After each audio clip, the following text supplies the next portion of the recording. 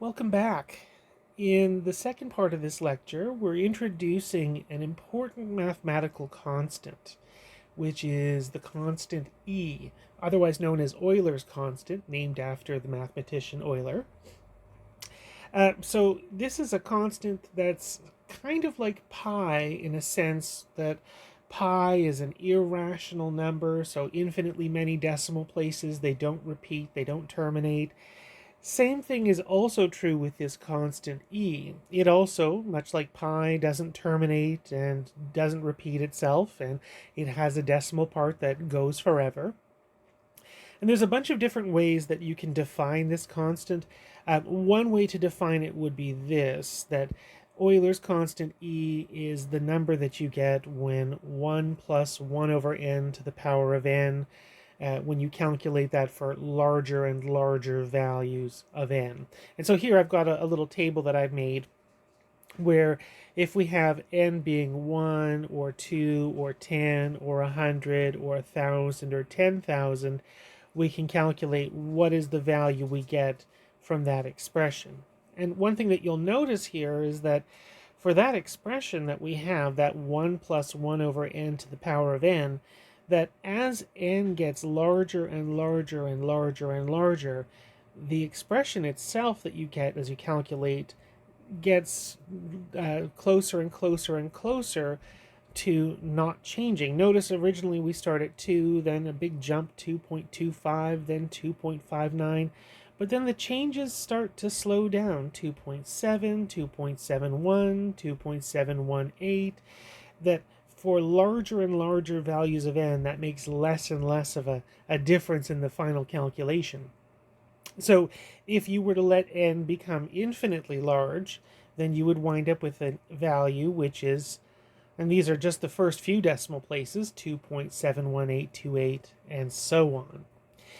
This constant shows up in a bunch of applications. This shows up in biology, it shows up in finance, it shows up in many, many, many places. And so we're going to see this constant showing up as the base of an exponential function, because Euler's constant is a number and it's a positive number, and we said any positive number except for 1 could be a base.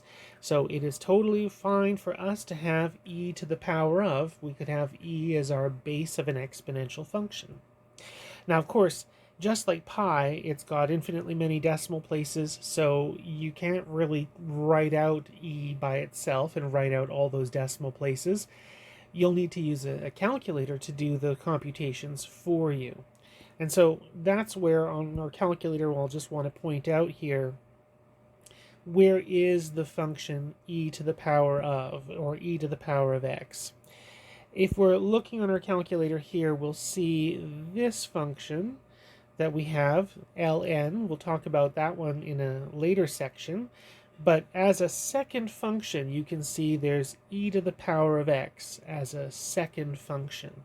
And you can access that simply by entering second function e to the power of x and then entering whatever the exponent is that you'd like. Now, I do want to just make one little clarification here about something with your calculator. I've said it before, but I always like to stress it again here. If you are interested in calculating something like e to the power of 1, you would enter in second function e to the power of 1 and then equals. And then we would come up with our value for that it's about 2.71828. But if you were interested in doing e to a negative exponent, there are two buttons that look like they could both be used for negative exponents. This is the button that we'll be using when we want to indicate something is negative. This button, I've said before, that's what we're using if we want to subtract something. If we wanted to find out what 5 minus 7 was, then I would use that button for my subtraction. But if I want to make something negative, I need to use that button. So if you were entering something like e to the power of negative 1, you would enter in second function e to the power of negative 1 and then equals. and then you'd be able to come up with your calculation there of about 0.36787.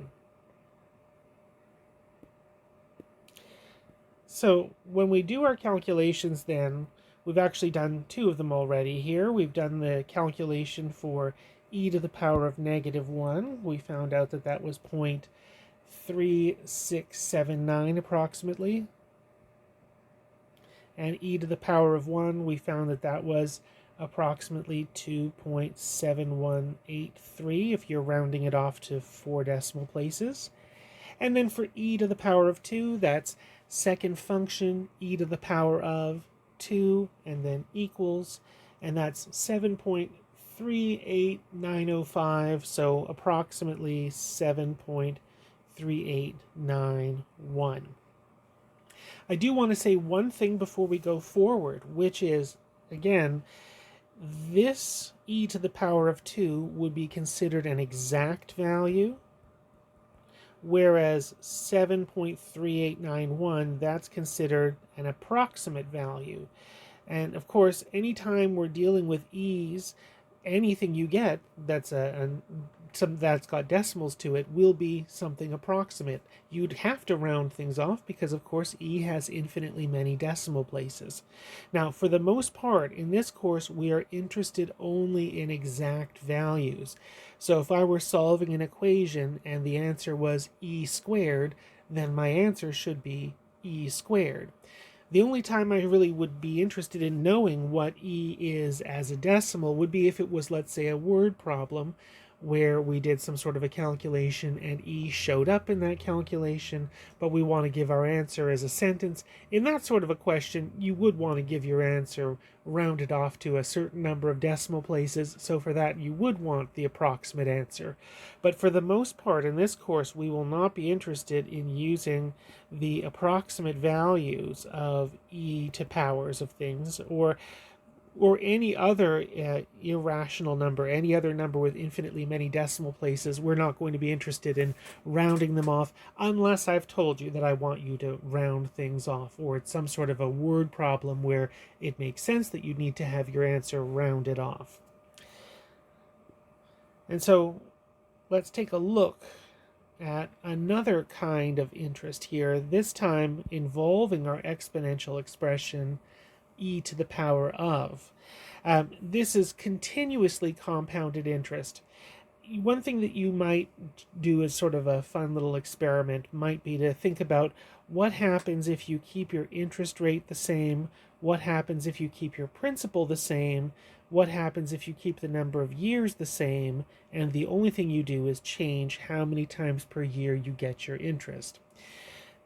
The more times per year you get your interest, the more money the bank will pay you in general. However, there is an upper limit to how much interest your money can make for you in a year.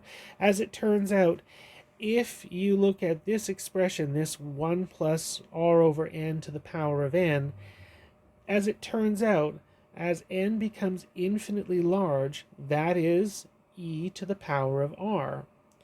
So if you're thinking about 1 plus r over n to the power of nt, which of course is 1 plus r over n to the power of n to the power of t, well, as n becomes infinitely large, then this expression here is the same thing as e to the power of rt.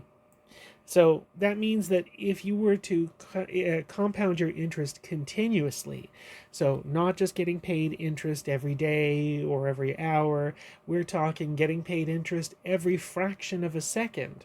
As it turns out that e is the upper limit, that if you were to increase n as large as you'd like, that doesn't mean that you'll have infinitely much money, that a will become infinitely large. As it turns out, this expression will taper off to e to the power of r times t.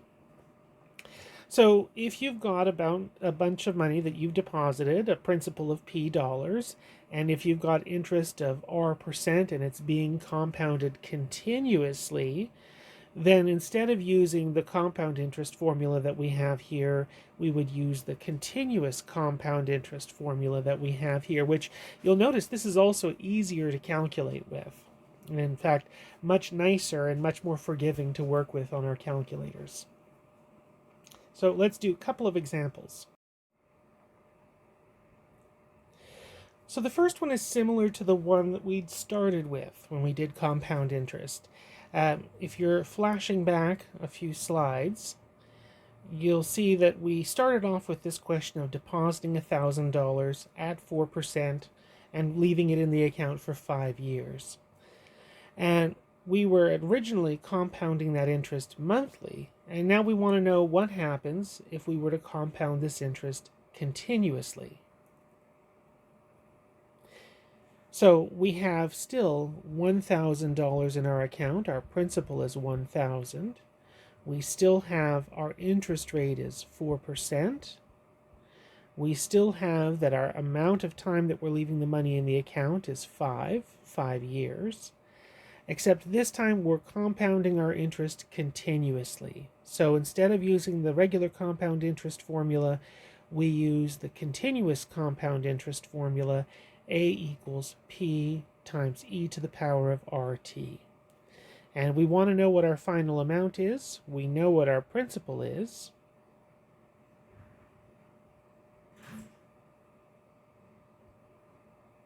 And we know what R is, 0.04, and we know what T is, 5.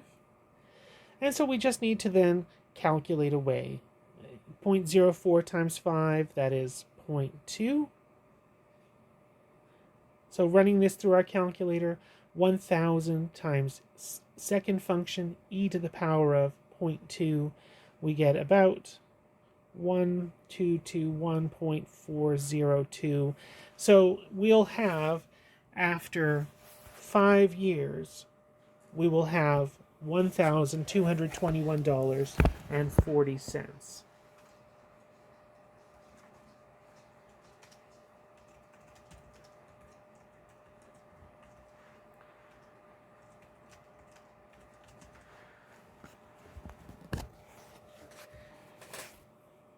Now, interestingly enough, if you were to compare and contrast that with our calculation a few slides back, you'll notice that our amount of money that we made when we were only compounding monthly was $1,221.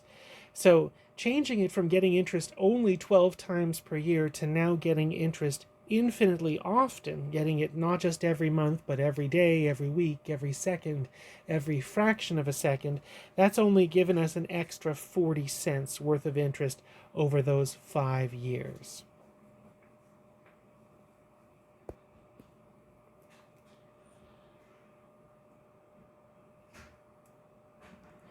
All right, one more to do. So we have $3,000 that I want in my bank in 6 years. So number one, we know that this $3,000, that this is my final amount that I want,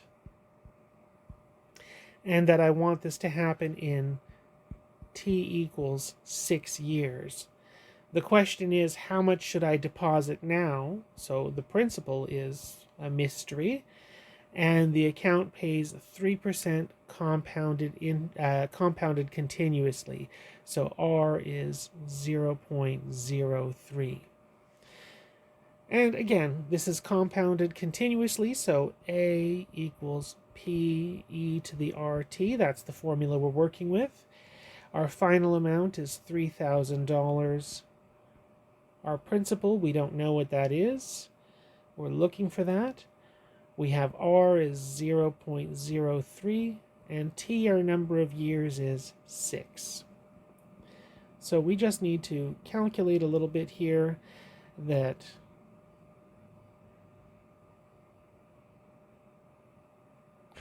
we have 3,000 equals P times e to the power of 0.18, or P is 3,000 divided by e to the 0.18, which when I run that through my calculator gives me about 2505.810.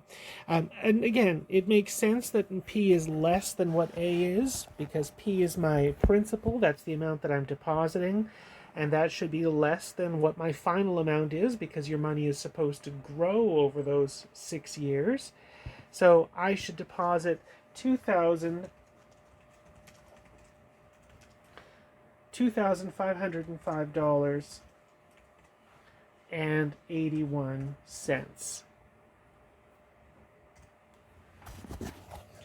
And so if I deposit those $2,505.81 now, then in 6 years I will have $3,000 in my bank account.